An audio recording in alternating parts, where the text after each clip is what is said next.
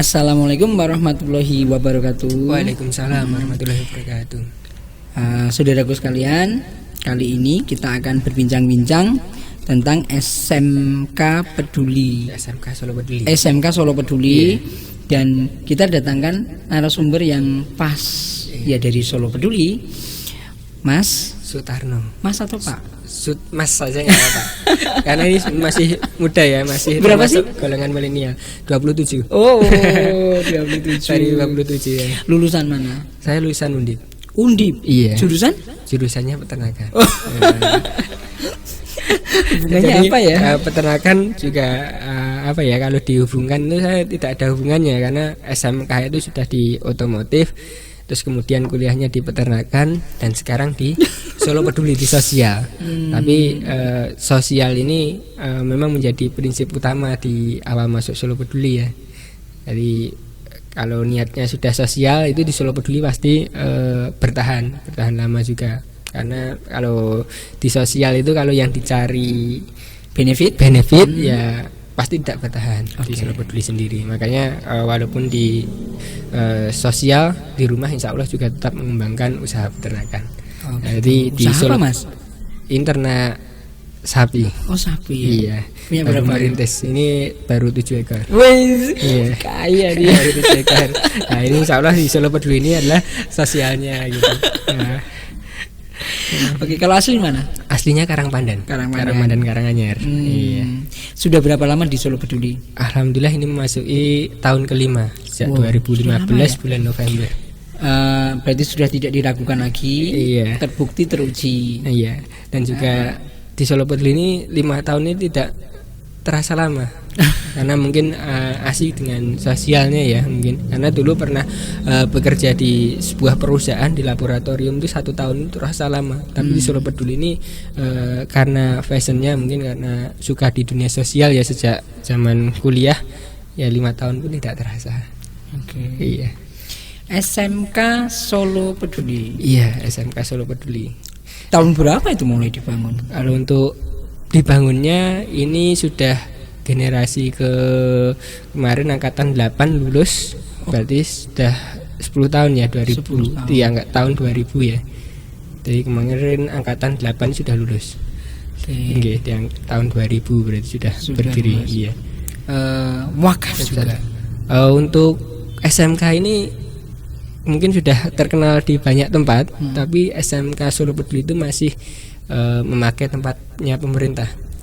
Jadi di SD Gremet Manahan yang sudah tidak terpakai kita manfaatkan untuk SMK gratis Solo Peduli. Memang ini. Tidak terpakai? Ya tidak terpakai. Dulu ya karena bangunan tidak terpakai pasti dimanfaatkan oleh masyarakat. Nah kita harus mengeluarkan itu untuk bisa memakai ini. Biar produktif. Iya, biar produktif. Oke. Siswanya dari mana aja? Siswanya ini dari se-Indonesia ada ya, dari luar Jawa pun ada. Iya, dari luar Jawa pun ada dan ini ada 60 kali 3 berarti 180 siswa. 180 siswa dari kelas 1 sampai kelas 3. Kelas 3. Gratis semuanya, mulai dari pendaftaran, masuk, seragam, terus kemudian asrama, terus kemudian kebutuhan sehari itu kita gratis ya. Kenapa bisa gratis? Nah ini gratisnya ini karena dari para dermawan semuanya, para dermawan, para donatur Solo Peduli yang telah membantu program Solo Peduli, telah berdonasi melalui Solo Peduli yang setiap bulannya mungkin mulai dari 15.000 itu banyak sekali. 10.000 ada juga? Masih ada yang 10.000 itu tapi rutin dan karena banyak orang sehingga SMK ini bisa berjalan walaupun 180 ya 60 kali 3 180 siswa itu bisa gratis semuanya. Oke. Iya. Yang ngajar dari mana aja? Kalau yang ngajar kita ya dari berbagai lulusan ya, dari universitas, ada yang UNS dan sebagainya. Tapi kalau pengajarnya rata-rata dari wilayah Surabaya. Kompeten insya Allah. Dan karena ini maksud saya gini, ini kan sekolahnya gratis, sosial. Iya. Apa gurunya juga sosial dan gurunya kita upayakan untuk sesuai dengan standar di sekolahan ya. Jadi mereka juga minimal UMR itu kita diberlakukan. Artinya tidak mereka gratisan. Tidak. Jadi maksud saya begini. Profesional. Iya, profesional dan nanti maksudnya akan berpengaruh kepada siswanya. Siswanya. Dan ini terbukti siswanya itu sudah 2 kali ya berprestasi di tingkat Solo. Jadi SMK juara 1 ujian nasionalnya di 2019 kan ujian nasional terakhir. Kalau tahun ini kan nggak ada ujiannya tahun 2020 lah. Itu kemarin kita juara 1 SMK Solo Peduli itu juara 1 UNBK se-Kota Surakarta. Maksudnya nilainya tertinggi? Iya, tertinggi se-Kota Surakarta. Ada di Solo Peduli. Di Solo Peduli. Ya, dan ini ya sekolah yang gratis tapi mempunyai prestasi luar biasa. Dan dari lulusannya itu belum lulus itu banyak yang keterima kerja juga. Loh, kok bisa gitu? Karena ada seleksi ya. Pas di sekolah itu kan kalau SMK itu ada koneksi dengan. Saya potong. Belum lulus diterima kerja. Maksudnya itu terus dia bekerja atau nanti setelah lulus dia sudah kerja? Setelah lulus langsung bekerja. Jadi ini sudah diterima, dinyatakan diterima setelah nanti lulus. Sebelum lulus itu sudah dinyatakan terima. Jadi setelah lulus itu bisa langsung kerja. Nah, ini beberapa siswa ada yang keterima kerja seperti itu. Terus kemudian juga ada yang melanjutkan kuliah. Kalau keterima di mana aja? Kuliahnya? Enggak, keterimanya dulu. Kalau kita kan kalau Solo Peduli ini sendiri kan lebih ke IT ya. Ya. Kalau gitu kita bicara soal jurusannya dulu. Jurusannya apa? Jurusannya teknik komputer jaringan ya. TKJ. Terus kemudian nama sekolahannya ini kalau di Solo dicari nama sekolahnya SMK IT Smart Informatika. Ya, SMK IT Smart Informatika. Satu aja ya, TKJ aja ya. Iya, sementara baru 1. Terus kemudian nanti pengen kalau misalkan sudah memenuhi ruangannya baru kita menambah. Karena sedang membangun. Belum. Jadi ini alhamdulillah untuk Solo Peduli untuk SMK ini sendiri donasi yang terkumpul selain untuk membiayai 180 siswa setiap tahunnya ini kita sudah bisa mewujudkan tanah di sumber dari depan gangnya Pak Jokowi. Ini mungkin kalau dijual itu bisa 3 kali lipatnya. Tapi karena dari awalan kita niatkan untuk membangun SMK gratis ini, maka ini kita upayakan saat ini sudah pengurusan izin mendirikan bangunan IMB. Dan insya Allah kemarin sudah ada sinyal dari pemerintah bahwa sebenarnya sudah boleh membangun, izinnya tinggal penerbitan. Nah ini kita upayakan untuk mengumpulkan donasi dari masyarakat untuk membangun SMK ini. Oke, tadi yang belum dijawab, yang kepotong, lulusannya sudah bekerja di mana aja? Oh iya, lulusannya di ini ya, di bidang IT ya. Kalau di Solo juga ada yang di Telkom, terus kemudian di IT di daerah Jakarta, di Tangerang itu banyak yang di daerah itu, ataupun di industri komputer ya, di komputer, di teknisi dan sebagainya itu banyak. Ya, tapi yang kuliah juga lumayan banyak. Nah, yang kuliah ini apakah mereka gimana ceritanya?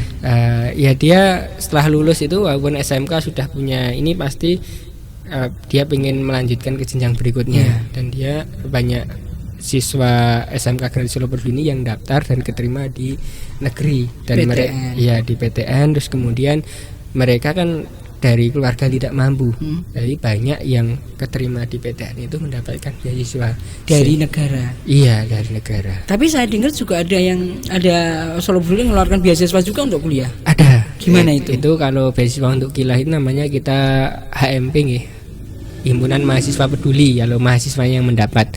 Tapi kalau beasiswa kuliahnya ini kita baru kerjasama dengan beberapa universitas yang ada di Solo. Iya, jadi beasiswanya kita kerjasama dengan universitas karena kita kan belum punya universitas ya Solo Peduli. Maka itu kita kerjasama, terus kemudian mereka kita asramakan, kita bina, terus kemudian kita berikan fasilitas uang saku juga. Sebentar, maksudnya kerjasama dengan universitas itu negeri dan swasta? Iya, negeri dan swasta. Jadi ada yang swasta, ada yang negeri juga. Oke. Terus kerjasama nanti dalam wujudnya apa, dalam bentuk? Dalam bentuknya ada yang dari universitas itu memberikan beasiswa full dan menyerahkan kepada Solo Peduli. Jadi terkait pembinaan, terus kemudian terkait seleksi itu diserahkan Solo Peduli. Terus kemudian nanti untuk asrama dan kebutuhan sehari-hari itu nanti Solo Peduli. Jadi ada satu universitas yang memberikan beasiswa full kepada 5 anak kerjasama dengan Solo Peduli. Jadi sudah MOU dengan Solo Peduli. Dari mana tuh? Dari Stimiksinus. Oh, Stimiksinus. Iya, itu memberikan beasiswa kepada Solo Peduli untuk merekrut mahasiswa nanti yang keterima di sana, terus kemudian menjadi ini penerima manfaat Solo Peduli. Ini ada sambut tangannya Bu Andri nih. Oh iya. Ini Bu Andri pasti ya. Bu Andri. Teman Bu Andri ya. Sama Pak Mul ini. Iya. Ini kan Pak Mul kan pembinanya Solo Peduli, sebagai pembinanya Solo. Oke. Kalau begitu misalnya ada kampus yang mau kayak begitu gimana caranya? Iya, ini tinggal nanti dari kampus itu kita audiensi dengan kampus tersebut, nanti kira-kira kerjasamanya untuk beasiswa itu seperti apa. Tapi harapannya kalau dari kampus ini mau memberikan free untuk berapa kuota mahasiswa, nanti Solo Peduli bisa yang nyeleksi, terus kemudian yang memastikan bahwa itu yang membutuhkan. Dan juga kalau di seleksinya beasiswa Solo Peduli ada tahap psikologi juga. Psikologi? Ya, tes psikologi. Karena kan kemungkinan mereka pengen kuliah, tapi psikologinya itu mungkin semangatnya kurang ataupun mentalnya kurang dan sebagainya, itu juga menjadi pertimbangan di Solo Peduli. Nah, barangkali nanti takutnya sudah diterima mau diberi beasiswa tiba-tiba meledo ya, keluar gitu kan, kasihan yang memberikan beasiswa. Lah itu kita di Solo Peduli termasuk berhati-hati di situ juga.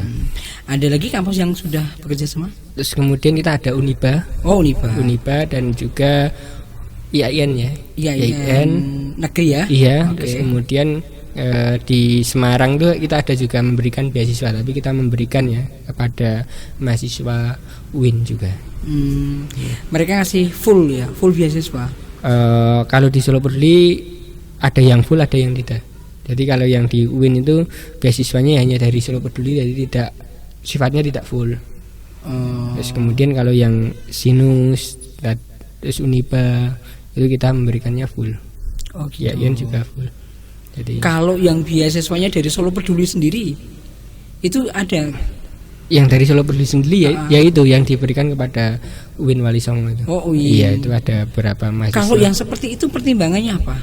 Kalau yang seperti itu juga pertimbangannya ini jadi sisi kemustahian ya. Jadi mereka itu tidak mampu, terus kemudian juga berprestasi. Ya, berprestasi. Kalau yang lulus ada nggak kompensasi, misalnya 2N+1 atau apa gitu? Ada.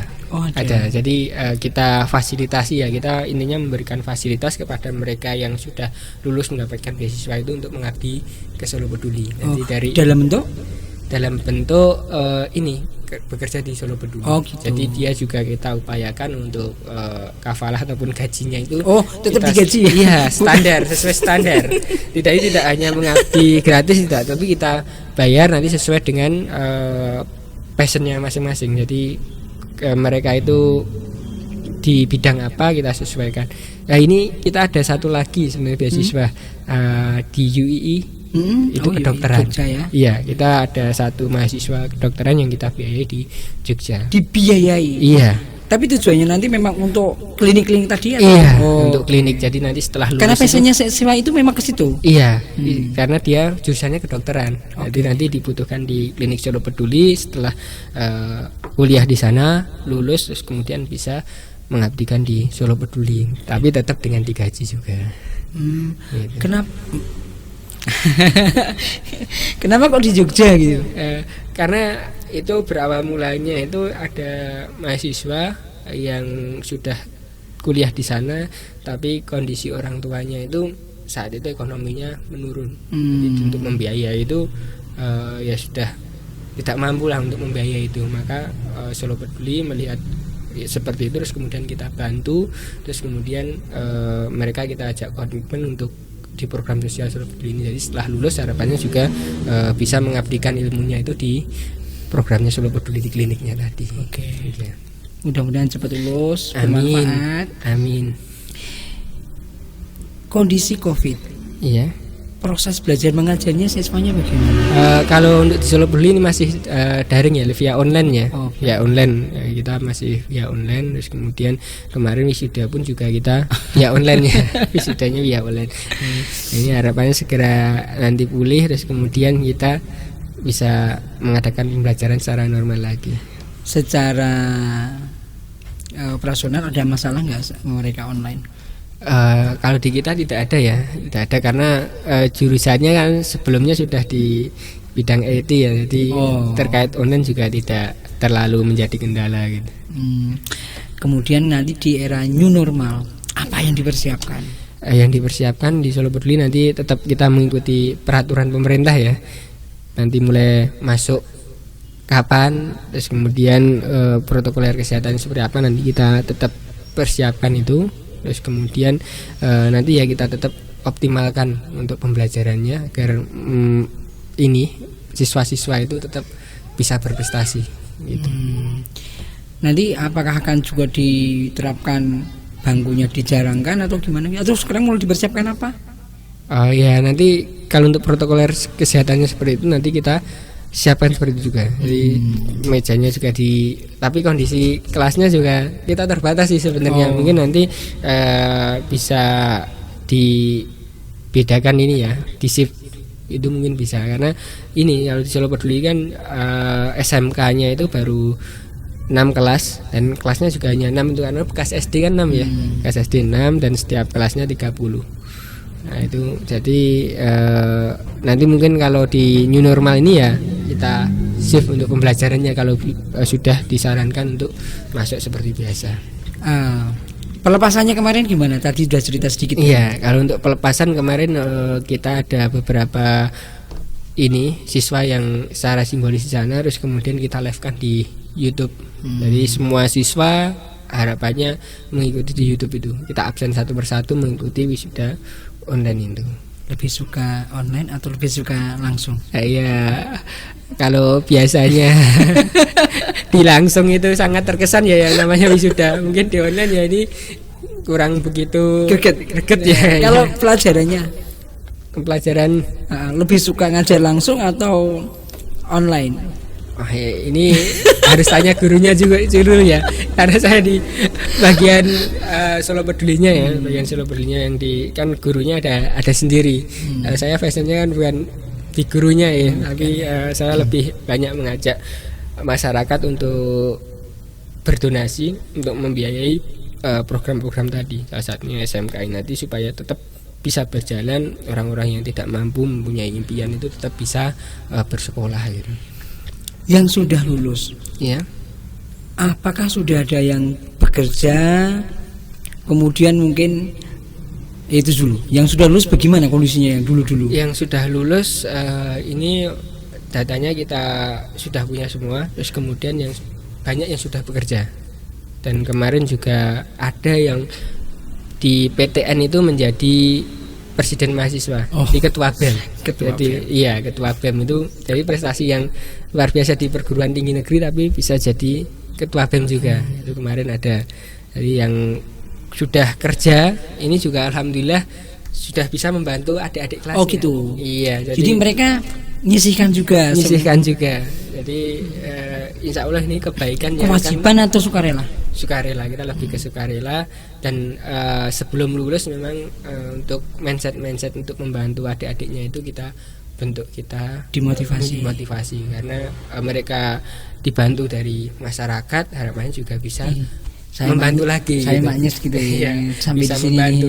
Itu yang menjadi value utamanya di penerima manfaat. Jadi mereka yang asal mulanya tidak mampu, kita harapkan supaya menjadi mampu, terus kemudian bisa membantu. Kalau istilahnya di perzakatan dari mustahik menjadi muzaki. Jadi orang yang menerima zakat terus kemudian bisa berzakat. Kalau berzakat itu kan ada nisabnya, minimal gaji berapa itu kan baru bisa berzakat ya itu.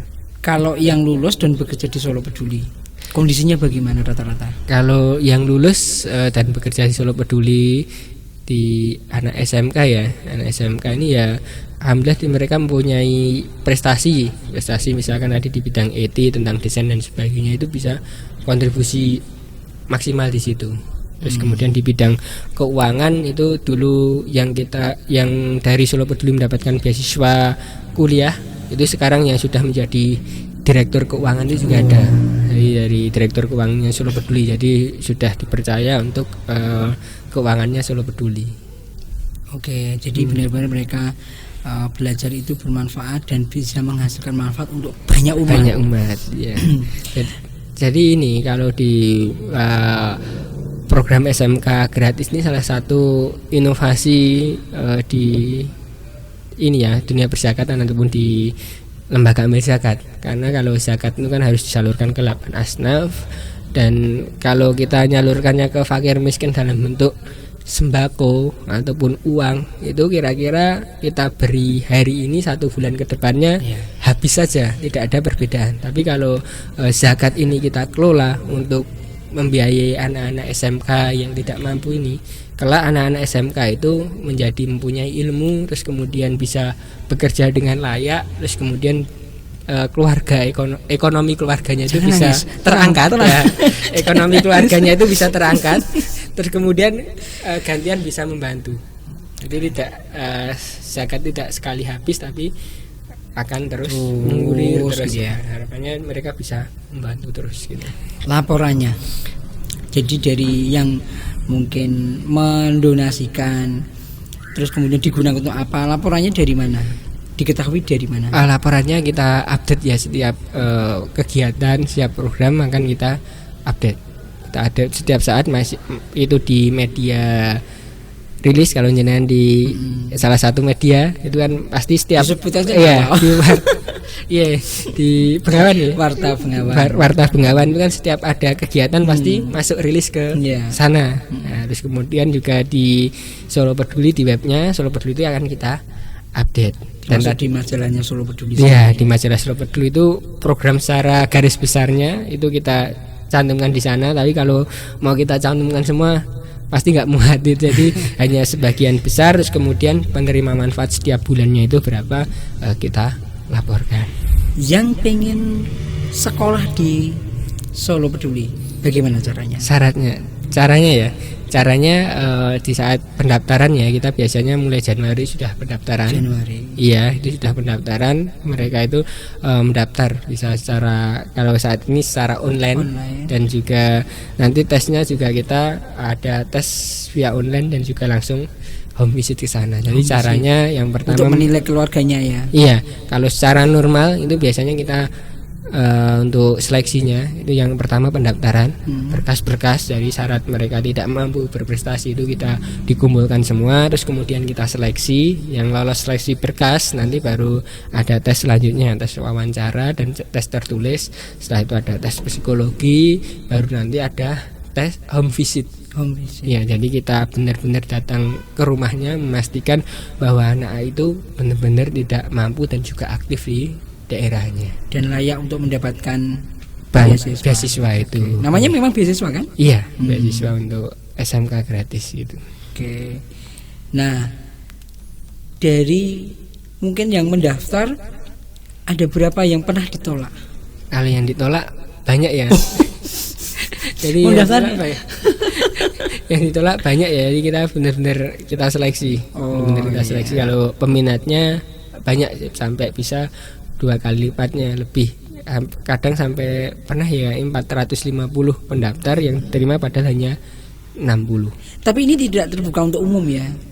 Untuk umum yang maksudnya tidak mampu gini, yang berprestasi umum. Maksudnya gini, nah mereka bayar, yang berbayar ini kan gratis, ada yang berbayar. Yang untuk yang berbayar sebenarnya banyak sekali yang sudah mengontak ke Solo Peduli bahwa yang mampu itu pengen menyekolahkan anak di sana karena sudah berprestasi ya. Jadi pengen menyekolahkan di sana, tapi dengan keterbatasan gedung tadi kita hanya mampu menampung 60 siswa setiap kelasnya, maka yang berbayar ini belum kita fasilitasi. Nah ini mohon doanya, kita sudah membebaskan tanah yang di Sumber, ini harapannya bisa segera membangun dan nanti ada kelas yang untuk berbayar, sehingga yang berbayar ini nanti bisa untuk subsidi ulang juga untuk yang tidak mampu. Oke, jadi ada subsidi silang harapannya gitu. Semoga tercapai, cepat terwujud. Amin. Dan lulusannya benar-benar bisa menjadi orang yang bermanfaat. Jadi hotspot lah di sana sini, jadi hotspot. Iya. Dan dia berguna di tengah-tengah masyarakat. Amin. Saudaraku, jadi kalau Anda mau daftar, Iya. ada kesempatan. Iya. Benar, programnya memang masih gratis. Masih gratis. Dan kalau Anda peduli, pengen membuat siswa-siswa ini menjadi jauh lebih berarti, Anda juga punya kesempatan untuk menyumbangkan donasinya. Tentu dengan di rekeningnya Solo Peduli. Iya, di rekeningnya Solo Peduli atau dibuka di webnya Solo Peduli. Nanti untuk membangun kelas sekolahan ini juga kita buka untuk donatur yang per kelas, juga per meter, juga nanti berapa ruangan itu kita buka, ada paketannya di sana. Yang satu ruang itu berapa ratus juta, terus kemudian 1 meter persegi untuk mau wakaf untuk pembangunan SMK itu berapa, itu kita sudah ada di webnya Solo Peduli. Nanti bisa dibuka di webnya Solo Peduli untuk detailnya. Kalau orang tanya apa untungnya sekolah di situ, fasilitasnya mungkin jawabnya gitu. Iya, untuk fasilitasnya ya untungnya sekolah ya. Iya. Kalau fasilitasnya tadi full gratis ya. Maksudnya lab gitu juga disediakan, lab. Ya itu disediakan. Ada lab komputer, terus kemudian untuk lab teknik komputernya, terus kemudian juga mereka kita bekali untuk wirausaha. Jadi ada ini yang iya, jadi buka bengkel juga di sekolah itu, bengkel untuk komputer, laptop itu juga sudah dimulai. Terus kemudian yang mau pasang wifi itu juga ada juga. Jadi di sana itu juga sama gurunya itu sudah ini bisa menghasilkan ya, bisa menghasilkan ataupun wirausahanya itu bisa dibentuk di sana. Oke. Gitu. Semoga bermanfaat pembicaraan kita. Yang penting menginspirasi kepada Anda. Selamat apa ini? Oke, see you. Assalamualaikum warahmatullahi wabarakatuh. Waalaikumsalam warahmatullahi wabarakatuh.